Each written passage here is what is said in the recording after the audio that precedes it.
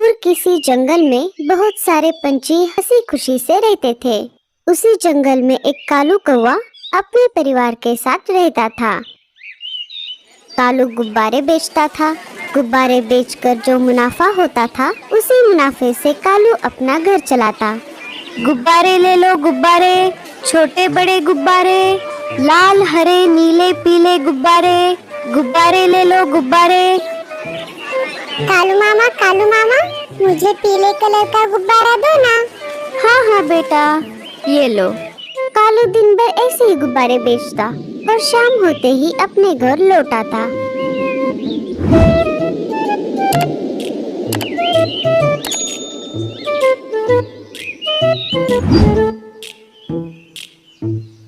पापा, क्या आप मेरे लिए रिमोट वाली गाड़ी लेकर आए हो? हाँ हाँ जग्गू, लेकर आऊंगा। क्या हुआ जी? क्या आज भी आप जग्गू का पसंदीदा खिलौना लेकर नहीं आए? अरे गोरी, मैं लाने ही वाला था, लेकिन वो क्या है ना, आज गुब्बारे बहुत कम बिके। जैसे ही मेरे पास ज्यादा पैसे जमा होंगे, वैसे ही मैं लेकर आऊंगा। मैं जानती थी आप लेकर नहीं आओगे। अब यहाँ खड़े खड़े क्या देख रहे हो? जाओ, रात को खाने के लिए कुछ भी नहीं है, जाकर कुछ लेकर आओ।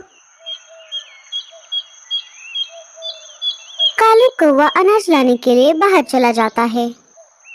बहुत दिनों से जग्गू रिमोट वाली गाड़ी मांग रहा है, लेकिन एक मैं हूँ जो उसे लेकर नहीं दे सकता। कालू मन ही मन उदास होता है। वो किसी से अनाज उधार लाने के लिए जा रहा था। थोड़ी दूर आते ही उसने देखा सारे पंछी एक साथ बैठकर बातचीत कर रहे थे। वो उनके पास चला जाता है। अरे दोस्तों, तुम सब यहाँ पर क्या कर रहे हो? अरे कालू, क्या तुम्हें पता चला? जंगल में बहुत तेज बारिश होने वाली है। मौसम के जानकार पंछियों ने कहा है, जंगल में बाढ़ भी आ सकती है। चलो चलो दोस्तों, हमें अपने घरों की मरम्मत करनी चाहिए। हाँ हाँ दोस्त, तुम ठीक कह रहे हो। सारे वहाँ से चले जाते हैं, सिवाय रानू, लाड़ो और मीनू मौसी को छोड़कर। क्यों रे कालू, क्या तुझे अपने घर की मरम्मत नहीं करवानी? हाँ हाँ मौसी, मैंने गुब्बारे बेचकर जो पैसे कमाए हैं, उन पैसों से लकड़ियाँ लाकर मैं घर की मरम्मत करूँगा। हाँ हाँ, और बाद में तू खाएगा क्या? सिर्फ घोंसला पक्का करने से कुछ नहीं होगा। बरसात के मौसम के लिए अनाज भी जमा करना होगा। मैंने तुझे पहले ही कहा था, ये गुब्बारे बेचना छोड़ दे, कोई दूसरा काम देख ले। वैसे कालू भैया, आप यहाँ पर क्यों आए थे? वो बात ये है कि आज घर में खाने के लिए थोड़ा भी अनाज नहीं है। अगर आज के लिए कोई अनाज उधार दे देता तो बड़ी मेहरबानी होती। नहीं नहीं कालू, मेरे घर में तो थोड़ा ही अनाज बाकी है, और वो भी मैंने बरसात के मौसम के लिए जमा करके रखा है। वो मैं तुम्हें नहीं दे सकती। चलो, अब मैं चलती हूँ, मुझे बहुत सारे काम हैं। मौसी वहाँ से चली जाती है। कालू भैया, आपने कठिनाइयों में हमारी बहुत बार मदद की है। मेरे पास थोड़ा अनाज रखा हुआ है, आप उसमें से ले जाओ। हाँ कालू भैया, मेरे पास भी थोड़ा अनाज बाकी है, आप उसमें से भी ले जाओ। आप दोनों का बहुत बहुत शुक्रिया। दोनों कालू को थोड़ा थोड़ा अनाज दे देती है। कालू उसे लेकर वापस घर आ जाता है। गोरी उस अनाज से खिचड़ी बनाती है। सारे उसे खाकर सो जाते हैं। सुबह हो जाती है। अजी, उठ जाइए, क्या दिन भर ऐसे ही सोने वाले हो? क्या आज आप काम पर नहीं जाने वाले? अरे नहीं नहीं गोरी, वो क्या है ना, जंगल में बहुत तेज बारिश होने वाली है। आज दिन भर में हमारे घोंसले की मरम्मत करूँगा। तुम लकड़ियाँ लाने में मेरी मदद करो। बारिश का नाम सुनते ही गोरी डर जाती है। उसे बारिश जो पसंद नहीं थी। गोरी लकड़ियाँ लाकर कालू को देती और कालू उससे अपना घोंसला ठीक करता। दोनों ने दिन भर अपने घर की मरम्मत कर दी। काम करते करते रात हो गई। बचे हुए अनाज को खाकर सब सो गए। जैसा कि पंछियों ने कहा था, जंगल में तेज बारिश शुरू हो गई। गौरी और जग्गू कालू के पास आ जाते हैं। अजी, ये कैसी बारिश है? बारिश कम और बिजली ज्यादा गिर रही है। अरे तुम दोनों डरो मत, मैं हूँ ना। पापा, मुझे बहुत डर लग रहा है। डरो मत जग्गू बेटा, मैं हूँ ना तुम्हारे पास। अजी, आपने ठीक ही कहा था। खाने को तो हम कुछ भी खा लेंगे, लेकिन इस तेज बारिश में हम कहाँ जाएंगे? अच्छा हुआ हमने हमारा घोंसला ठीक कर दिया। रात भर तेज बारिश चलती रही। सारे डरकर कंबल ओढ़कर सो रहे थे। तेज बारिश के कारण जंगल में बाढ़ आ गई। बहुत सारे पंछियों के घोंसले पानी में डूबने लगे। अरे ये क्या? बाढ़ का पानी तो मेरे घर तक आ गया है। मुझे अभी घोंसले से बाहर जाना होगा। लाडो टीलू को लेकर कालू कौवे के पास आ जाती है। कालू भैया, दरवाजा खोलिए। मैं हूँ लाडो, हम बारिश में भीग रहे हैं।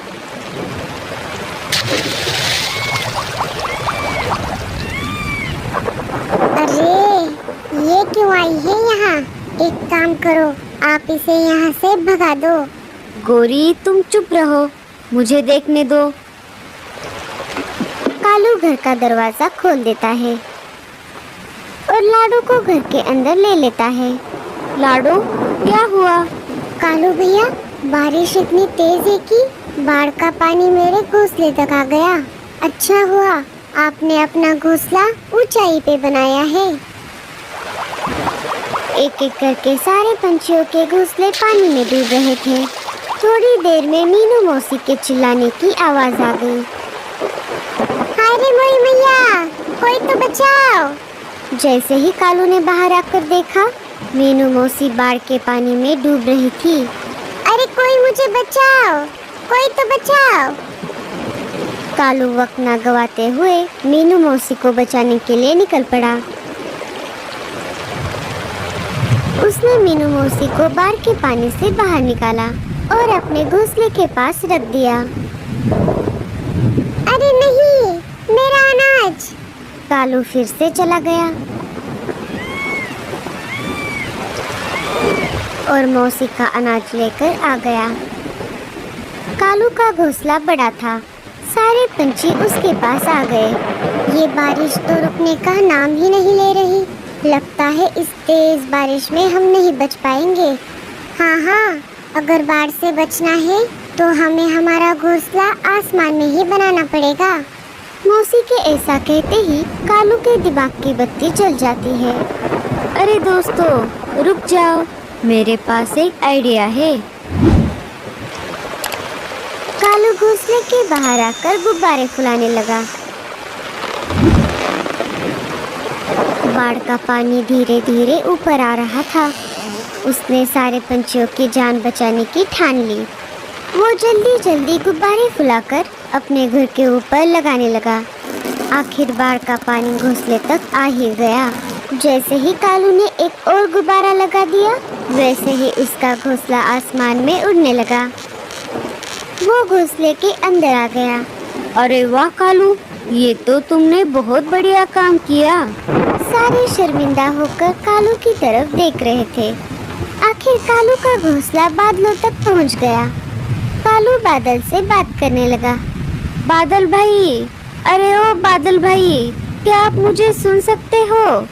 बादल घोड़े बेचकर सो रहा था। आखिर पंछियों के एक साथ पुकारने पर बादल नींद से जाग जाता है। अरे दोस्तों, तुम यहाँ पर कैसे? क्या करे बादल भाई, जंगल में इतनी तेज बारिश हो रही है, हमारे घोंसले पानी में डूब गए। अब हम कहाँ पर जाएंगे? अरे दोस्तों, मुझे माफ कर दो। बारिश करते करते मैं सो गया। रुको, मैं अभी बारिश बंद कर देता हूँ। बादल बारिश को रोक देता है। सारे बादल को शुक्रिया कहते हैं। बाढ़ का पानी धीरे धीरे कम हो जाता है। कालू अपने घर को वापस पेड़ पर लेकर आता है। कालू, हमें माफ कर दो, हमने तुम्हारा मजाक उड़ाया, लेकिन आज तुम्हारे गुब्बारों ने हम सबकी जान बचाई है। दूसरे दिन से कालू फिर से गुब्बारे बेचने लगा। गुब्बारे ले लो गुब्बारे, छोटे बड़े गुब्बारे, लाल हरे नीले पीले गुब्बारे, गुब्बारे ले लो गुब्बारे। सारे पंछियों ने मुसीबत के समय काम आने के लिए एक एक करके कालू से गुब्बारे खरीद लिए। इससे कालू कौवे का बहुत मुनाफा हो गया। घर आते आते कालू ने जग्गू के लिए एक बड़ी सी रिमोट वाली गाड़ी खरीद ली। जग्गू बेटा, ये लो, देखो मैंने तुम्हारे लिए क्या लाया है। ये पापा, आपका बहुत बहुत शुक्रिया। सारे पंछियों ने कालू को शुक्रिया कहा और सबने बहुत सारे तोहफे दे दिए। उस दिन से सारे पंछी हंसी खुशी से रहने लगे।